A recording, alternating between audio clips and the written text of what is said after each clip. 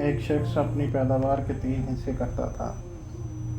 ایک حصہ اپنے کھانے اور اپنے بال بچوں کے کھانے کے لیے اور ایک حصہ اللہ کے راستے میں خرچ کرنے کے لیے نکالتا تھا، اور ایک حصہ باغ کی دیکھ بھال کے لیے۔ وہ ہمیشہ ایسا ہی کرتا تھا، اس لیے اس کے کھیت میں اللہ تعالیٰ کی طرف سے برکت ہوتی اور اس کی کھیتی ہمیشہ سرسبز رہتی تھی۔ اگر اس کے پاس پانی نہ رہتا تو دوسری جگہ پانی برس کر اور بہہ کر اس کے کھیت میں آ جاتا۔ ایک مرتبہ کا واقعہ ہے کہ ایک شخص جنگل میں جا رہا تھا۔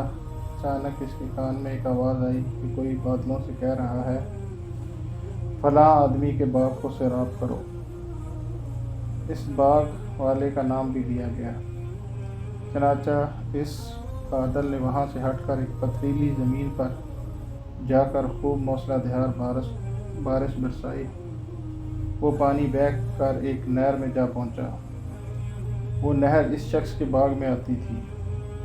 یہ شخص اس پانی کے ساتھ چلا کہ دیکھیں کیا ماجرا ہے اور کس بزرگ کی کرامت ہے۔ وہ نہر کے کنارے کنارے چل کر اس باغ میں پہنچ گئے۔ یہ پانی اس باغ میں نالیوں کے ذریعے پہنچ گیا۔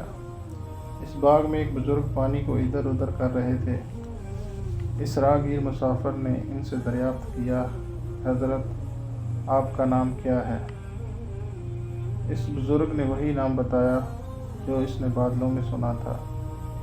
اس بزرگ نے راہگیر سے فرمایا، آپ میرا نام دریافت کیوں کر رہے ہیں؟ اس مسافر نے کہا، میں نے اس بادل میں سے جس کا یہ پانی ہے ایک آواز سنی کہ فلاں شخص کے باغ کو سیراب کرو۔ اس نے آپ ہی کا نام بتایا تھا۔ وہ بادل برسا اور پانی اس نہر میں بہہ کر آیا۔ اس عجیب و غریب واقعہ کی تلاش کے لیے میں پانی کے ساتھ ساتھ آیا کہ میں چل کر معلوم کروں کہ وہ کیسے بزرگ ہیں۔ تو حضرت آپ کیا کرتے ہیں؟ اس بزرگ نے فرمایا کہ جب آپ نے دریافت کر لیا ہے تو میں کہتا ہوں، تو میں اس لیے آپ کو بتاتا ہوں کہ اس باغ کی آمدن کے میں 3 حصے کرتا ہوں۔ ایک حصہ اپنے بچوں کے لیے اور ایک حصہ باغ کے خرچ کے لیے اور ایک حصہ اللہ تعالیٰ کے راستے میں خرچ کر ڈالتا ہوں۔ اس لیے جب کبھی بھی میرے باغ کو پانی کی ضرورت ہوتی ہے تو قدرت کی طرف سے اس کا انتظام ہو جاتا ہے۔